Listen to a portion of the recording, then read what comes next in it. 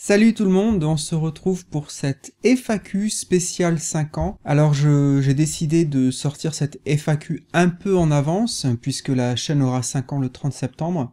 Mais comme vous le savez, je suis en plein déménagement, en pleine préparation de cartons, etc. Donc voilà, pour des raisons de planning, je sors cette vidéo un petit peu en avance. Et puis après tout, pourquoi pas, je pense que ça vous fera plaisir de la voir un peu plus tôt que prévu. Alors vous m'avez posé beaucoup de questions et je vous en remercie. J'avoue que je ne m'attendais pas du tout à recevoir autant de questions. Et c'est la raison pour laquelle, possiblement, je ferai cette vidéo en deux parties. Je pense que c'est plus sympa pour vous d'avoir deux vidéos un peu plus courtes plutôt qu'une très longue vidéo monolithique qui sera pas forcément très digeste à regarder ou à écouter.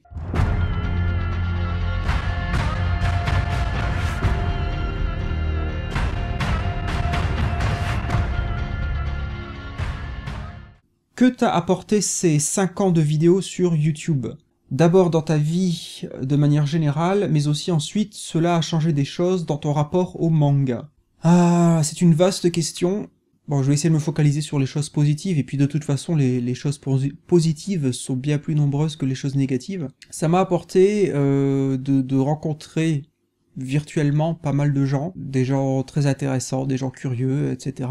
Et c'est en grande partie ce qui me manquait, moi, dans ma vie, c'est-à-dire d'avoir des gens avec qui partager ma passion des mangas, et c'est, comme vous le savez, la raison principale pour laquelle je me suis lancé au début dans Oreo Manga, c'est parce que j'avais ce manque, le fait d'avoir personne autour de moi à qui parler de manga et partager mes lectures. Qu'est-ce que ça a changé dans ma vie de manière générale ? C'est vrai que la chaîne a pris une place vraiment très importante au fil des années. Je me rappelle que quand j'ai commencé la chaîne, c'est vrai que je faisais les vidéos, c'était plus de l'expérimentation qu'autre chose. À l'époque, j'étais pas sur les réseaux sociaux, j'avais pas toute cette vision, toute cette idée de créer une chaîne pour en faire entre guillemets une marque reconnaissable, d'avoir une espèce d'identité, de devenir youtubeur quoi. C'était pas, j'y pensais même pas moi c'était juste faire des vidéos pour partager mes lectures. Et c'est vrai qu'au fil du temps ça a pris de plus en plus d'importance, bizarrement, curieusement, je ne sais pas, c'est vrai que la chaîne aussi elle a pris une certaine identité comme étant une chaîne qui présente des titres méconnus, obscurs, oubliés, de niche, alors que au début c'était pas du tout une fois de plus mon but. Donc la chaîne, dans ma vie, ça m'a apporté donc des connaissances, des gens, développer des réseaux quelque part virtuels, rencontrer quand même, me lier d'amitié quelque part avec certaines personnes, toujours de manière virtuelle, à des gens donc que je n'aurais jamais rencontrés si la chaîne n'avait pas existé. C'est vrai que je pourrais même me demander si la chaîne n'a pas pris trop d'importance dans ma vie, parce que du coup, c'est vrai qu'à partir du moment où on devient passionné de YouTube, de faire des vidéos YouTube, bon après évidemment ça dépend du type de vidéo, mais en l'occurrence en ce qui me concerne ce sont des vidéos de critique littéraire, donc ça, chaque vidéo prend un temps assez considérable. Dans l'ensemble en tout cas, les vidéos comme vous le savez, ou comme vous pouvez l'imaginer, elles prennent pas 10 minutes à faire, ça peut être des jours, des semaines, voire des mois pour certaines. Donc tout ça, ça demande un temps considérable, un investissement considérable. Voilà, ça a changé ma vie de ce côté-là. Enfin, changé ma vie, c'est peut-être exagéré, mais en tout cas, ça a pris une place non négligeable dans ma vie. Est-ce que cela a changé des choses dans ton rapport au manga ? Oui, carrément, carrément. Je ne lis plus du tout de la même façon. Avant, j'avais vraiment une lecture, je pense comme beaucoup d'entre vous, une lecture tout simplement détente. Voilà, je lisais des mangas parce que j'aimais ça. Mais quand j'en lisais, honnêtement, je me posais pas des questions par rapport à la mise en scène, au découpage. J'avais pas de réflexion derrière. C'était vraiment, c'était en gros, bon, je caricature, mais en gros, c'était j'ai aimé, j'ai pas aimé. Et bien sûr, si on me demandait pourquoi, je pourrais répondre, mais ça partait pas du tout dans une analyse profonde, très loin de là, quoi. Et du coup, maintenant, à force d'avoir fait, on frôle, je crois, au moment où je fais cette FAQ, les 300 vidéos sur la chaîne. Donc à force de m'être penché comme ça sur autant de titres, avec une approche un peu plus, peut-être pas universitaire, mais voilà, une approche analytique en tout cas, c'est vrai que ça a clairement changé ma façon de lire, à tel point que parfois ça vient parasiter ma lecture, c'est-à-dire même pendant la première lecture d'un manga, j'imagine déjà en fait comment je pourrais l'analyser, qu'est-ce que je pourrais dire dessus, ce genre de choses. Donc c'est un petit peu le revers de la médaille. À force de développer une certaine approche, ça devient presque un automatisme, un réflexe. Donc effectivement, ça a changé ça a changé aussi ma vision globale des mangas, puisque même quand j'ai commencé la chaîne il y a 5 ans, à l'époque je savais pas ce que c'était le Gekiga, j'en avais jamais entendu parler, j'en avais jamais lu, j'avais encore une vision très, comment dire, très stéréotypée, très attendue, voilà, j'avais encore dans la tête ces fausses catégories shonen, seinen, shoujo, etc. Encore une fois, j'ai l'impression qu'en 5 ans, j'ai quand même beaucoup appris sur les mangas en tant qu'art, d'une certaine manière, et ce qui est rigolo quelque part, tout en se posant en tant que figure, comment dire, dépositaire d'un certain savoir, d'être soi-même en position d'apprenant finalement au travers de notre propre processus. C'est assez amusant quelque part. Où en est l'écriture de ton roman? Et pourquoi avoir choisi de prendre un style surréaliste? Il me semble inspiré par Haruki Murakami. Peux-tu nous en dire plus sur ce qui t'intéresse dedans? L'écriture de mon roman a avancé depuis que j'ai commencé, donc ça fait un moment que je l'ai pas continué, mais j'ai une trentaine de pages en gros écrites, même s'il faudra de toute façon évidemment que je revienne dessus. Mais bon, c'est pour l'instant elles sont les 30 pages, je considère qu'elles sont tout à fait lisibles. Il y a une continuité et l'histoire avance. Mais l'écriture du roman, c'est vrai que c'est pas un truc que je peux faire comme ça entre la poire et le fromage. C'est quelque chose qui me demande en tout cas d'être dans un certain état d'esprit. Faut être vraiment très au calme. Faut qu'il y ait une certaine ambiance, en tout cas pour moi, pour pouvoir écrire. Donc j'ai pas du tout abandonné, mais c'est quelque chose qui est beaucoup plus sporadique que mon travail sur les mangas. Donc c'est un projet vraiment qui n'a d'ailleurs rien à voir évidemment avec YouTube, donc mais ça continue. Pourquoi un choix d'un style surréaliste? Ben comme tu le dis dans ta question, effectivement un de mes auteurs favoris, si ce n'est mon auteur favori, c'est Haruki Murakami, qui est effectivement un peu spécialiste du surréalisme, et j'aime énormément ce style littéraire, parce que je trouve que ça ouvre plein de portes, ça donne plein de possibilités, puisque vous choisissez d'avoir un monde qui va vous autoriser à faire des choses qui dépassent la réalité, et dans le même temps, vous n'êtes pas obligé d'expliquer justement quelle est l'origine des divers phénomènes dont nous serons les témoins au fil de l'intrigue. Murakami le fait très très bien. Comme j'ai lu pratiquement tous ses bouquins, évidemment, il m'influence beaucoup. Et donc, voilà, ça m'attire tout simplement. Je trouve que c'est très très très pratique d'utiliser le surréalisme.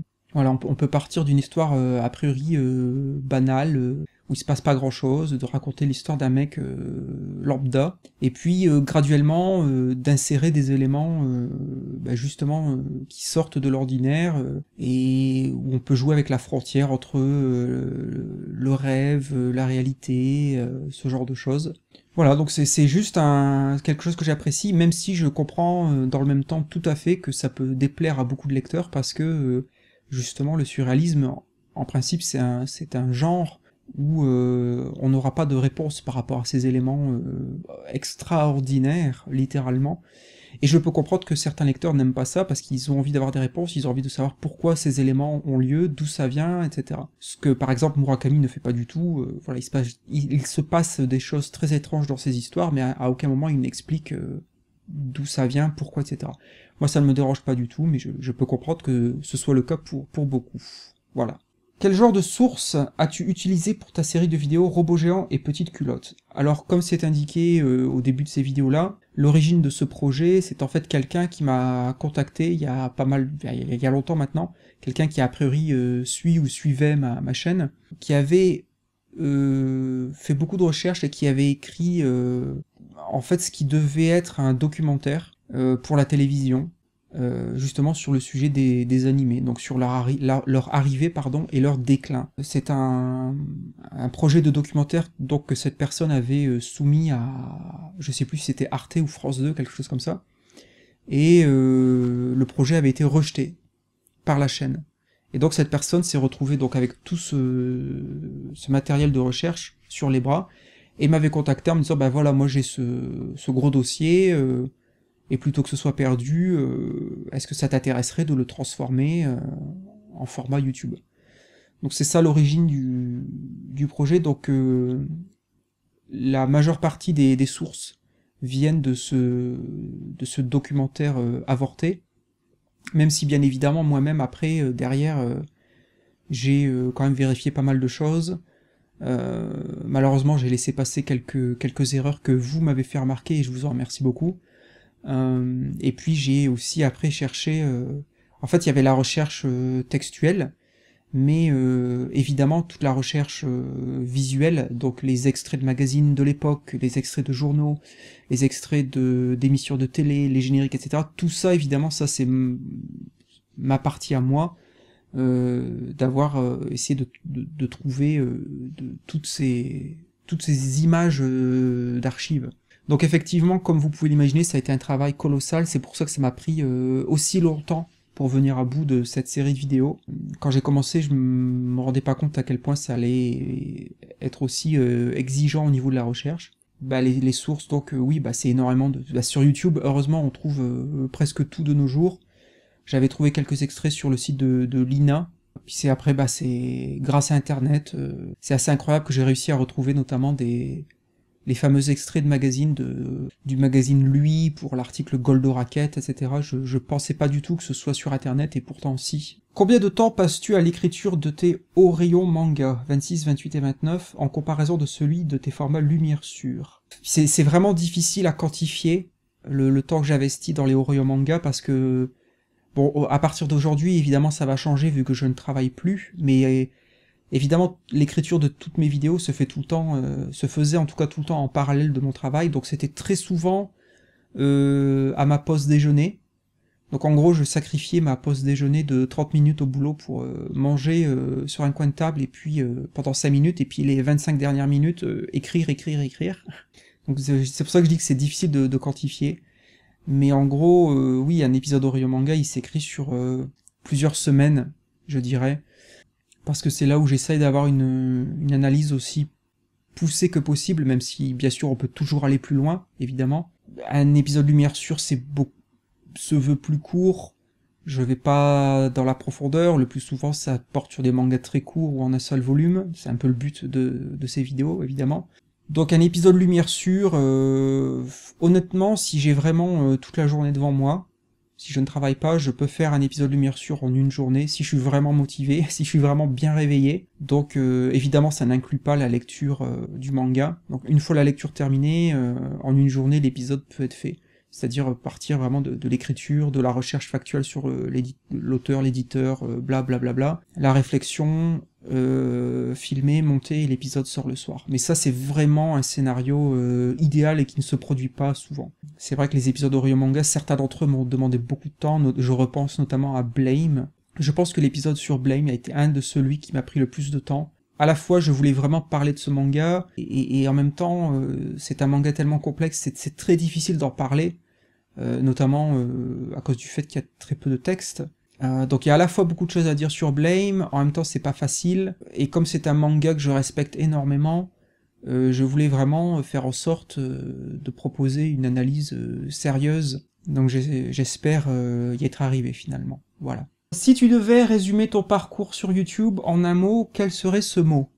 Je vais tricher un peu, si tu me l'autorises, et je vais donner 2 mots, parce que ce sont les 2 mots qui me viennent à l'esprit comme ça. Je dirais chaotique et persévérant. Chaotique parce que j'ai essayé beaucoup de choses sur la chaîne, beaucoup de formats différents, beaucoup de types d'émissions différentes. Donc c'est vrai que j'imagine que si quelqu'un arrive sur la chaîne aujourd'hui, ne connaît pas du tout la chaîne et voit toutes les presque 300 vidéos, et les types d'émissions, etc., j'imagine très bien que ça peut lui donner l'impression d'un catalogue assez chaotique et pas uniforme, et je le reconnais. C'est l'histoire de la chaîne, c'est comme ça. Je dirais que je trouve ça assez naturel d'avoir un parcours comme ça un peu chaotique au niveau du format, des idées, tout ça. Parce que quand on part de zéro, on commence quelque chose, forcément, et on va beaucoup trébucher sur le chemin. Et justement, d'où mon deuxième terme, la persévérance. parce que je pense que malgré les difficultés, que ce soit mes choix éditoriaux, ma personnalité qui est pas forcément la plus charmante dans le paysage du YouTube Manga Game, le fait que je sois quand même pas forcément très jeune, donc aussi ça peut potentiellement rebuter beaucoup de jeunes spectateurs, etc., etc. Malgré tout ça, je suis assez content d'avoir malgré tout continué, persévéré, en grande partie grâce à vous. Je n'oublie absolument pas au fil du temps, au fil des années, tous les messages d'encouragement que vous m'avez envoyés, les commentaires d'encouragement, de soutien, les likes, les partages, etc. Notamment dans les nombreux moments de doute que j'ai eu et que j'aurai encore, j'en suis sûr. Voilà, donc vous êtes en grande partie responsable du fait que la chaîne existe encore aujourd'hui. Donc voilà, mes deux mots, ce serait chaotique et persévérant. Y a-t-il un manga que tu as commencé par hasard et que au final tu as trouvé excellent? Ben en fait, le truc c'est que moi, mes mangas, beaucoup de mes mangas ou de Gekiga, c'est... Alors par hasard, non, c'est jamais du vrai hasard. T'es pas en train de te balader dans la rue puis y a un manga qui tombe du ciel, parce que ça serait vraiment du hasard. Donc je pense pas qu'on puisse parler de véritable hasard, mais enfin je comprends ce que tu veux dire évidemment. Donc beaucoup de mes livres, ça m'arrive assez souvent de ne pas vraiment savoir quel va être le synopsis. Ça peut être l'auteur qui va m'attirer, ça peut être la couverture, ça peut être un tas de choses, ça peut être l'éditeur, enfin... par exemple, très très souvent, j'achète des mangas et je vais même pas voir à quoi le dessin ressemble, je cherche pas de planche. Alors, bon, parfois on a des mauvaises surprises, ça arrive, mais quand même, je dirais au moins 8 fois sur 10, moi ça va, ça passe. Donc je peux pas te donner un exemple précis, puisque, comme je le dis, beaucoup de mes livres, je les lis, je les achète et je les lis sans forcément savoir de quoi il va retourner. Parce que justement, comme j'ai cette nature d'être assez curieux, en tout cas sur le plan intellectuel, je cherche pas forcément à savoir de quoi il va s'agir. Et puis déjà, en principe, quand même, rien que la couverture d'un manga ou d'un Gekiga peut très vite vous donner des indices sur le contenu. Donc il n'y a pas forcément besoin d'aller chercher plus loin que ça. Si tu devais recommander un auteur de manga à un non-lecteur de manga, lequel serait-il? Bon bah je pense que c'est assez évident, je crois que je l'ai souvent dit sur la chaîne. Pour un non-lecteur de manga, donc un profane total, je recommanderais toujours Jiro Taniguchi, notamment Le Journal de mon père ou Quartier lointain. Parce que d'un point de vue au moins visuel, ça ressemble quand même beaucoup à de la BD franco-belge, ou européenne en tout cas, et donc pour un profane, je pense que ça représente une bonne porte d'entrée pour arriver tout en douceur dans le manga, et déjà pour montrer que c'est pas parce que c'est un manga qu'on va tomber sur des personnages aux cheveux violets, avec 3 yeux, qui balancent des boules de feu, quoi. Le manga, ça peut être ça, mais c'est très loin d'être que ça, bien loin de là, comme vous le savez tous bien sûr. Donc oui, Taniguchi, sinon Satoshi Kon, pour être aussi une bonne porte d'entrée, pareil parce que visuellement, même si ça tend un peu plus vers les codes traditionnels du manga, parce que je pense que Satoshi Kon se rapproche beaucoup d'un Katsuhiro Otomo, Satoshi Kon reste, par exemple avec Kaikizen, il reste quand même, je pense, peu aliénant, toujours dans la situation où on s'adresse à un profane ou un néophyte. À quand une nouvelle vidéo en ch'ti? Bah écoute Mathieu, je sais pas, faut que je réfléchisse là comme ça parce que peut-être je peux en faire, peut-être je peux pas en faire. J'avoue que je croyais que quand j'ai fait jeux vidéo sur Dragon Ball, je croyais que chez Jai j'allais venir comme ça, tu sais j'allais regarder le jeu vidéo avec un cornet de frites, un binous comme ça, puis après peuvent aller à l'alpec, mais au moins ils auront regardé une bonne vidéo HD comme ça quoi, sur Dragon Ball, mais chez Jean, ils a pas trop care, jeux vidéo. Alors chez Nain, je sais pas qu'est-ce que t'as pas stisote, à verra. À quand une nouvelle vidéo où tu danses? Twitch.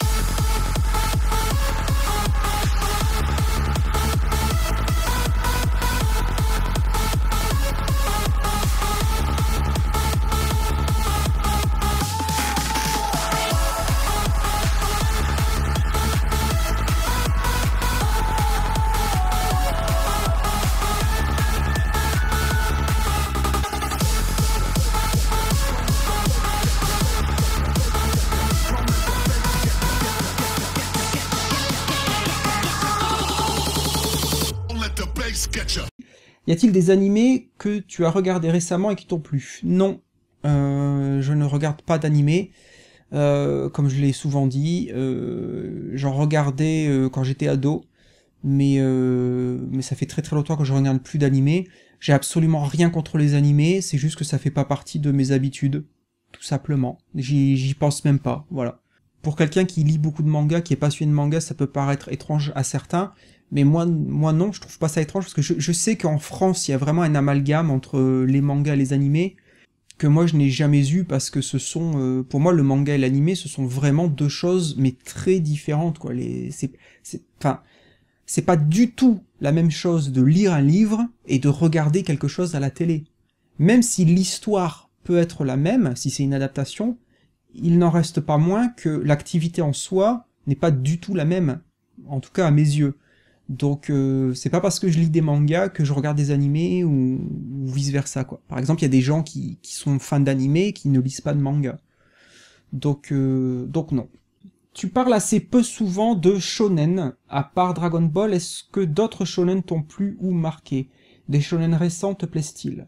Alors les shonen qui m'ont plu, qui m'ont marqué, ben moi évidemment ça va être que des vieux trucs. Kenshin le Vagabond, j'avais beaucoup aimé, je l'ai lu plusieurs fois.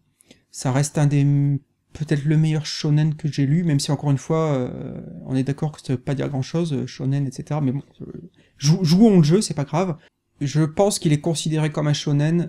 Evangelion, que je trouve intéressant, même si c'est quand même un manga qui a pas mal de soucis sur le plan narratif, surtout la fin. Dr. Slump, évidemment, grand classique du manga humoristique. Voilà, donc 3 exemples. Et sinon, les shonen récents, je n'en lis pas. Et encore une fois, je précise que c'est pas parce que j'en lis pas que je suis contre ou quoi que ce soit. C'est juste que tout simplement, c'est dans le titre, hein, shonen, hein, ça vise un public jeune, et je ne suis plus tout jeune, donc ça ne me parle plus, ça ne m'attire plus. Donc voilà, moi je suis attiré par des histoires plus adultes, plus complexes, des histoires auxquelles je peux potentiellement m'identifier, ce genre de choses. Donc forcément, les shonen, à plus forte raison les shonen neketsu, encore une fois c'est très bien, et j'y suis passé moi-même, et j'ai commencé par là, et ça me semble un petit peu normal de commencer par là, ou commencer par les shoujo, etc. Mais plus on vieillit, plus on grandit, on devient adulte, et on est attiré par d'autres choses, voilà. On parle assez souvent des meilleurs dessinateurs mangaka, mais quelles sont pour toi tes pires expériences de lecture au niveau des dessins? Alors écoute, j'ai un exemple assez récent. Ça, alors ok, c'est pas un manga, c'est un manhwa, donc c'est coréen. Ça s'appelle Mon chat et moi. Et j'avoue que au niveau du dessin, c'est un des pires trucs que j'ai vu de ma vie. Donc éventuellement, je vous mettrai quelques planches sur le côté là. Comme vous le savez, en principe, je ne parle pas de manga ou autres qui ne m'ont pas plu, etc. sur la chaîne, déjà parce que c'est un petit peu une perte de temps pour moi comme pour vous, et je préfère plutôt vous donner des conseils de lecture que l'inverse. Mais c'est vrai que ce titre-là, en particulier, je ne peux être que honnête, et je trouve ça vraiment, je suis désolé de le dire, mais vraiment immonde. Le dessin, c'est tellement immonde que je me suis dit mais c'est pas possible que des gens osent vendre ça, quoi. Alors peut-être que c'est moi qui ai pas compris. Pourtant je me considère quand même relativement ouvert d'esprit au niveau du dessin. Je lis quand même des titres diamétralement opposés. Enfin je lis quand même. Je pense que ça se voit au travers de ma chaîne, de mes vidéos. Je lis quand même des choses assez obscures qui sont pas forcément très sexy sur le plan visuel. Mais là, même moi qui dessine comme une patate, je pense que je pourrais faire mieux que ça, quoi. Donc voilà, je ne pourrais jamais vous recommander ce titre malheureusement. Et moi j'ai perdu 14 ou 15 euros le prix du bouquin. Et voilà. Donc c'est un exemple. Tu as déjà parlé en bien de Gunm, mais que penses-tu de Last Order? Comptes-tu en faire une vidéo un jour? Non. Non, je n'en ferai pas de vidéo. Oui, je l'ai lu en intégralité, je l'ai revendu, je vous vraiment déconseillerais cette lecture. J'ai été extrêmement déçu par Gunm Last Order, parce qu'on passe d'un manga, donc du manga originel, Gunm, qui est un manga cyberpunk, post-apocalyptique, qui pose pas mal de questions chères au cyberpunk, donc sur la nature de l'homme, sur l'avenir de l'humanité, sur l'idée du rôle de la machine dans notre société, sur la question est-ce que les machines peuvent s'éveiller à la conscience, qu'est-ce qui fait l'essence de l'âme humaine, enfin voilà, des questions qui sont aussi centrales dans Ghost in the Shell, entre autres. Donc c'est toutes ces questions-là, toutes ces idées qui, pour moi, faisaient en grande partie l'intérêt de Gun. Il n'y avait pas que ça, mais c'était en grande partie pour ça. Sauf que dans Gun Last Order, eh bien, toutes ces questions sont aux abonnés absents, et Gun Last Order devient... se shonenise de manière assez criante, et se finit en tournoi intergalactique de baston. Est-ce que j'ai besoin d'en dire plus? Donc, Gun Last Order, non, c'est...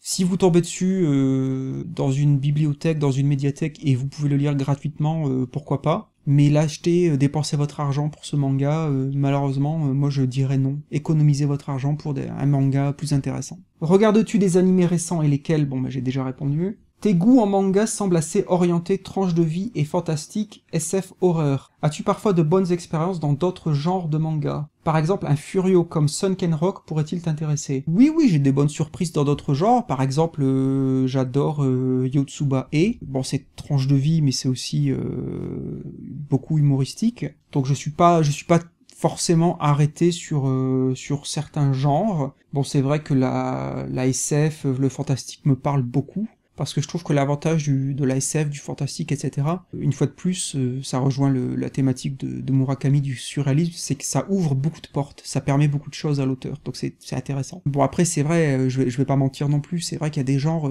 qui ne m'attirent pas du tout, les romances, les histoires d'amour, etc., voilà. Ça ne m'attire pas du tout, ça ne me parle pas, mais je considère que c'est tout à fait normal et naturel, on ne peut pas être intéressé par tous les genres, enfin ça me paraît très difficile. Je pense que c'est tout à fait normal d'avoir des genres de prédilection.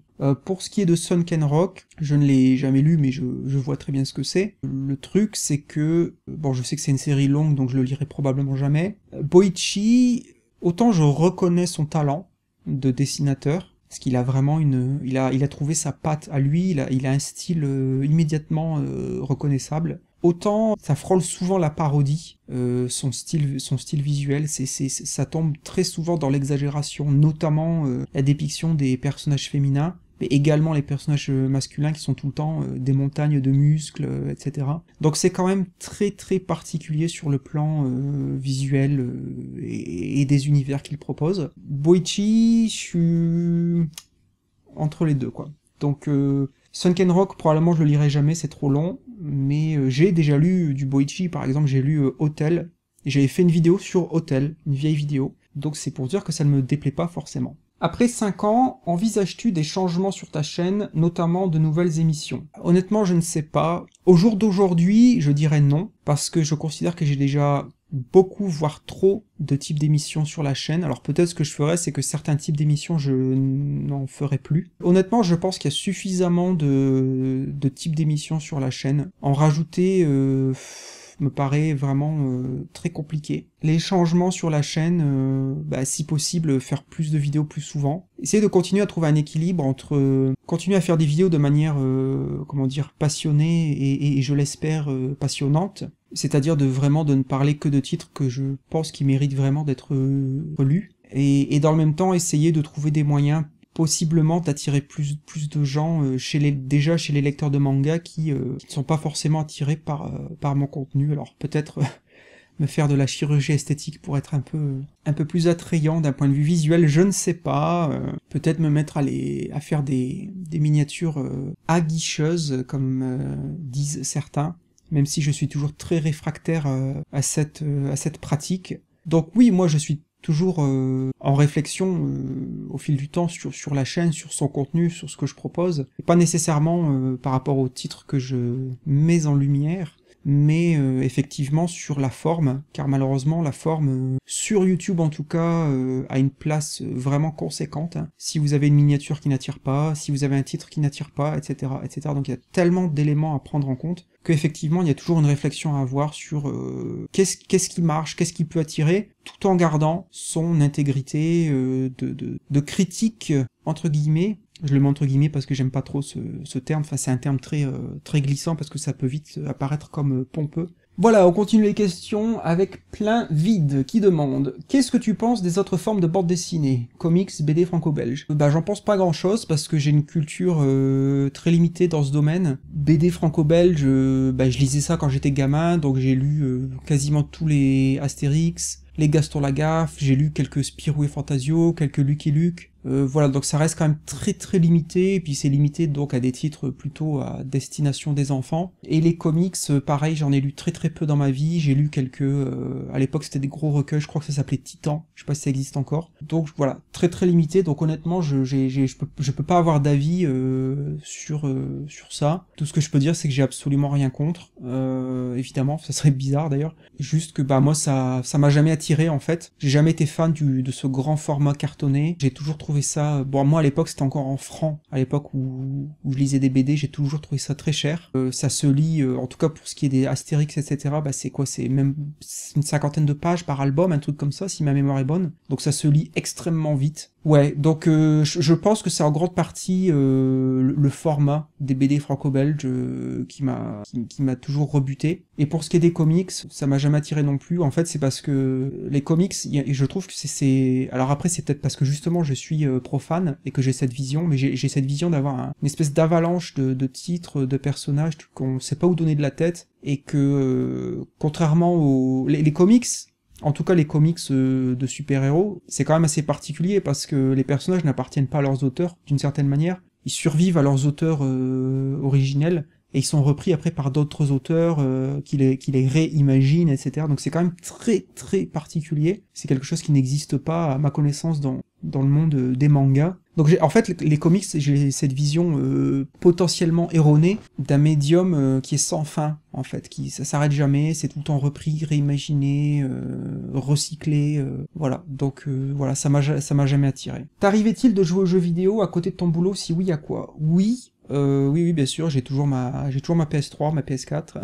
Mon genre de prédilection, je dirais, c'est à la fois les mondes ouverts, donc forcément GTA, Red Dead Redemption, Far Cry, et puis quelques FPS, donc Destiny, malgré ses défauts. Ouais, Far Cry qui est à la fois un FPS, à la fois un petit monde ouvert, on va dire. Ouais. J'aime bien ce que j'aime bien dans les mondes ouverts, c'est le côté bac à sable, le côté certes, il y a une histoire, puis t'as des missions pour faire avancer le scénario du jeu, mais en même temps, tu t'es complètement libre d'ignorer tout ça et de partir en vadrouille, d'essayer d'explorer le monde par toi-même, et c'est ce côté vraiment liberté non scripté que j'aime. Après, c'est vrai que, évidemment, quand tu bosses dans l'industrie du jeu vidéo, en tout cas pour ma part, comme j'y ai bossé tellement longtemps, quand tu passes 8 heures par jour à bosser sur des jeux vidéo, tu rentres le soir chez toi, t'as pas vraiment envie d'allumer ta console, et même le week-end, tu te dis, bon, je vais peut-être faire autre chose, quoi. Donc, c'est vrai que je joue encore, mais quand même beaucoup moins qu'avant. Et puis, évidemment, vu ma chaîne YouTube a pris tellement de place que il faut souvent choisir, et honnêtement, je préfère faire une vidéo YouTube que jouer à un jeu vidéo, quoi. Mais bon, je joue encore, ça m'arrive encore, quoi. Mais c'est vrai que j'investis beaucoup moins de temps dedans. On m'a déjà parlé d'œuvres inutiles. Penses-tu que ce soit possible? Est-ce qu'une œuvre peut être inutile?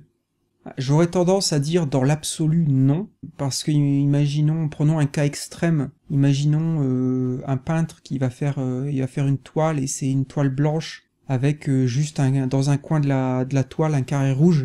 Ça va être ça le tableau, puis il va être exposé dans un musée. Bon effectivement, la question peut se poser de se dire mais quelle est l'utilité d'un truc comme ça? Mais je peux très bien imaginer qu'il y a des gens qui vont se retrouver devant ce tableau et qui vont du coup se poser des questions. Qu'est-ce que le peintre a voulu dire? Qu'est-ce qu'il a voulu représenter? Donc déjà là, la simple existence de l'œuvre déclenche une réflexion chez des gens. Donc je pense que l'utilité, à la limite, elle est déjà là. Même si elle est extrêmement abstraite. Mais elle existe. Donc je dirais que dans l'absolu, toutes les œuvres ont une utilité ou ont leur utilité propre en essayant d'être le plus ouvert d'esprit possible. Et je pense que la question de l'utilité n'a rien à voir avec la question de l'appréciation et la question du goût. Je pense qu'on peut reconnaître l'utilité d'une œuvre sans pour autant dire j'aime pas, quoi. Il me semble. Étant en train de réaliser un top opening avec analyse sur ma chaîne, je me demandais si tu ne trouves pas que l'image négative du format top est imméritée. Bon d'abord, moi j'ai envie de dire, tu fais ce que tu veux sur ta chaîne. Si toi ça te plaît de faire ça, si tu t'amuses à faire ça et t'es satisfait de ce que tu fais, si tu prends du plaisir à le faire, bah fais-le, parce que c'est ta chaîne, tu fais ce que tu veux, les gens ils aiment pas, ils regardent pas, c'est leur choix quoi. Après, forcément, du coup ça rejoint la question de l'utilité des choses. Effectivement, on peut se demander quelle est l'utilité de faire quelque chose comme ça, mais je pense qu'on se pose cette question d'un point de vue du spectateur. Le spectateur, lui, va se dire, d'où peut-être l'image négative, de se dire mais ça sert à quoi de faire ça? Quel est le but de cette vidéo? Mais d'un point de vue du vidéaste, de celui qui a fait la vidéo, évidemment, lui, l'utilité, bah, c'est, moi ça me fait plaisir, moi j'aime, je suis fan d'opening ou autre, puis j'ai envie de partager, je pense que ça vient de là, pour beaucoup, c'est l'envie de partager ce qu'ils aiment. Moi je vais faire une réponse très très bateau, et puis je vais me répéter, mais je dirais, quand bien même ce type de vidéo a ou aurait une image négative, fais ce qu'il te plaît avant tout, parce que en fin de compte, une fois que tout le monde est parti se coucher, ce qui compte vraiment, c'est que toi, tu as pris du plaisir à faire ta vidéo. Alors je sais, c'est une réponse très très bisounours, mais je pense qu'il y a un fond de vrai là-dedans. En parlant de ça, que penses-tu du dilemme faire du pré-mâché pour le succès ou tenter différemment dans l'ombre? Est-ce que ça existe réellement? Oui, ça existe.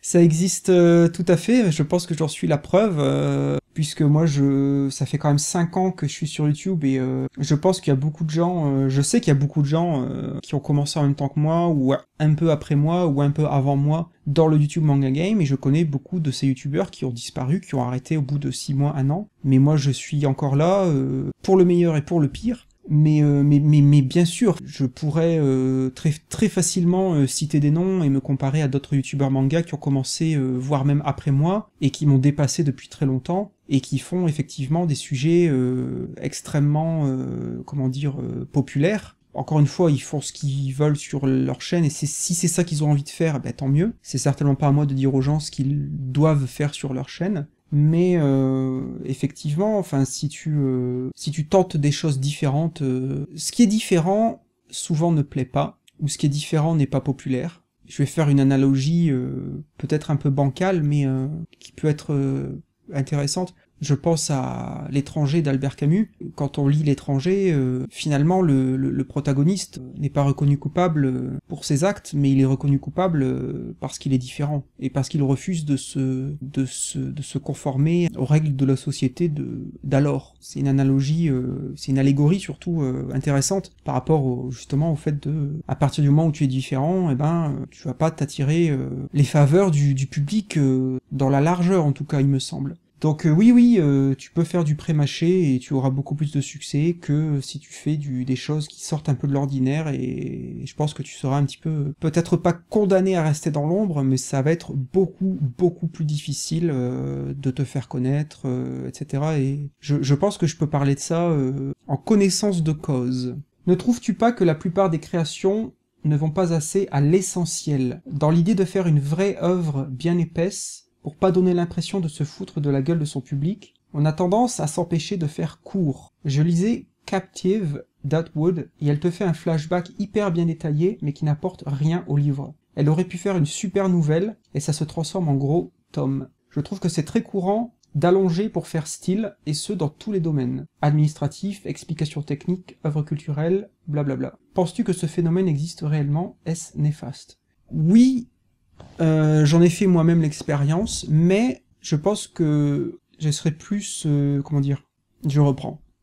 Quand on a fait notre court-métrage avec mon pote Rudy, on a filmé beaucoup plus que ce que vous avez vu dans la version finale du film. Donc en théorie, on pourrait même faire une version longue du film qui durerait peut-être au moins 10 minutes de plus. Donc on a filmé des scènes entières qui sont tout à fait regardables et qui étaient dans le script à la base. Donc on a filmé tout ce qu'on avait écrit, mais pendant le processus de montage, on a décidé de supprimer certaines scènes, parce que justement, on se disait, ok, c'est bien filmé, il n'y a pas de problème sur le plan de la technique, ça fait sens dans l'histoire du film, etc., mais est-ce que ça apporte vraiment quelque chose pour le spectateur? Est-ce que le film a vraiment besoin de cette scène? Et la réponse était non.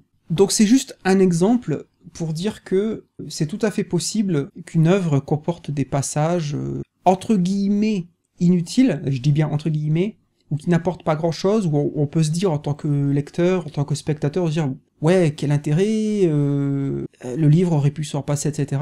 Mais bon, déjà, ça s'appuie énormément sur la subjectivité du lecteur, du spectateur. Et puis, le créateur en soi, lui, ne va pas forcément s'en rendre compte. Il y a aussi l'aspect de quand vous créez quelque chose, que ce soit vous écrivez un script de film, un roman, une nouvelle, etc., c'est un peu, bon, ça va faire cliché, mais c'est un peu votre bébé quelque part. Vous en êtes fier. Si vous avez écrit quelque chose, un chapitre dans un roman par exemple, bon vous l'avez écrit parce que vous avez eu ces idées-là et ça vous a paru naturel de l'écrire, etc. Pareil quand j'ai fait très très récemment, au moment où vous verrez cette FAQ, je viens de faire la vidéo les youtubeurs manga. La vidéo aurait pu être plus longue. J'avais encore 2-3 sketchs que j'aurais pu faire, que j'avais écrits, mais finalement je ne les ai pas faits parce que je me suis dit, d'une part, ces sketchs-là, ouais, ils sont pas aussi bien que les autres, et puis ça va rajouter de la longueur à la vidéo. Finalement, je les mets pas, quitte à les utiliser pour une future vidéo. Ou pas. Donc oui, je comprends la question de la longueur, etc., mais je pense que c'est plus compliqué que ça, et qu'il faut que le créateur lui-même, à la fois déjà s'en rende compte, accepte de supprimer certains trucs, et puis encore une fois, tout ça c'est beaucoup basé sur la réception subjective du lecteur, du spectateur, qui lui peut considérer que tel ou tel passage est inutile ou n'apporte pas grand-chose, alors que d'autres personnes vont au contraire aimer l'aspect, par exemple, il y a des gens qui aiment beaucoup la description dans les romans, il y a des gens qui aiment pas ça, donc c'est compliqué je pense. Si c'était possible de ne lire que des œuvres révolutionnaires, exceptionnelles par leur qualité et ou qui changent drastiquement ta manière de concevoir la vie, voudrais-tu lire des œuvres que tu trouverais juste sympathiques et attrayantes? Mes questions tournent pas mal autour de l'utilité de certaines créations. Dans un monde où trop d'œuvres sont créées chaque jour, pour qu'on ait le temps de toutes les voir, c'est une question qui prend de plus en plus d'importance. Pourquoi lire telle œuvre au lieu d'une autre? Qu'est-ce qu'on peut louper? Notre temps est-il bien utilisé? Toi qui aimes les valeurs ajoutées, le divertissement pur est-il une fin en soi? Une fois de plus, on retombe sur l'idée de l'utilité des œuvres. C'est pas la même chose, en fait, je sais pas, par exemple, admettons, prenons un exemple très concret, un film. C'est pas du tout la même chose de regarder un film qui va te demander d'être très attentif, un film qui va te poser des questions au travers de ses personnages, etc. Prenons un film comme Matrix, par exemple, qui soulève beaucoup de questions, une fois de plus, cher au cyberpunk. Et puis, prenons un film, je sais pas, une comédie de Will Ferrell, par exemple. Bon je peux regarder les deux, je peux apprécier les deux, mais pour des raisons complètement différentes, et ce que ces deux films vont m'apporter, ça va être des choses complètement différentes. D'un côté, je vais avoir le film quand même cérébral, entre guillemets, qui va qui demande toute mon attention. Une fois que j'aurai fini de regarder le film, je vais y penser pendant des heures, voire des jours. Peut-être après, je vais aller lire un bouquin par rapport aux thématiques que le film a soulevé, etc. Et puis de l'autre côté, on va avoir la comédie décérébrée, mais qui va m'apporter autre chose. Elle va m'apporter la détente, elle va m'apporter le rire, elle va m'apporter de pas entre guillemets me prendre la tête. Et je mets bien les très grosses guillemets autour de cette expression. Donc non, moi personnellement je ne voudrais pas être dans un monde où il y aurait que des œuvres exceptionnelles ou qui mettraient au défi mon intellect, etc. Enfin ça serait, je pense que ça serait vite fatigant et que très vite tu te dirais mais ça va bien 2 minutes quoi. J'ai aussi besoin de regarder un film débile, j'ai aussi besoin de lire un manga qui va me faire rigoler. Enfin voilà, j'adore Akira. Et en même temps, j'adore Yotsuba, et pourtant les deux œuvres sont aux antipodes. Mais elles ont chacune leurs qualités, leurs défauts, leurs forces, leurs faiblesses, etc. Ok, donc je pense que je vais m'arrêter là pour la première partie, parce qu'à mon avis, la vidéo va être déjà pas loin des 1 heure, d'après ce que je vois sur mon compteur. Donc je vous remercie d'avoir regardé cette première partie de la FAQ des 5 ans, et je vous donne rendez-vous très très vite pour la deuxième partie. Merci tout le monde d'avoir regardé, et puis au cas où, n'hésitez pas un petit commentaire, un petit like, pourquoi pas, ça fait toujours plaisir, et ça aide au référencement de la chaîne, mais c'est vous qui voyez. Allez, bye bye tout le monde, merci.